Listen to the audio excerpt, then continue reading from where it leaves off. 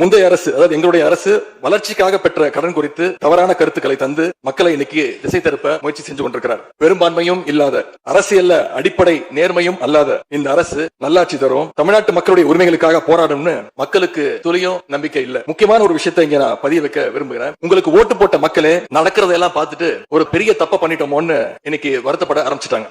Meanwhile, Karunanidhi பேரனா 2 வருஷம் ஒப்பம் காசு போடல. இப்ப உடனே விஜய் வந்து எதுக்கு டாச்சல் கூட 10 கோடி கடத்த வயசு போய்க்கிறேன் உங்க அப்பா. டே ஊரை ஏமாத்துன்ற கம்யூனிட்டிங்களா? டேய் அசிங்கமா கேப்பேன். இன்னொரு தடவைக்கு அவன் அரசாங்கம் இருக்க சொல்ல போய் விஜய் இருக்க சொல்ல டாச்சல் கொடுத்த மக்களே உன்ன இன்னொரு தடிக்கு எத்தனை வாட்டில துண்ணுங்க? நீங்க கவர்மெண்ட் சொத்த மக்கள் பணத்தை எத்தனை வாட்டி துண்ணுங்க?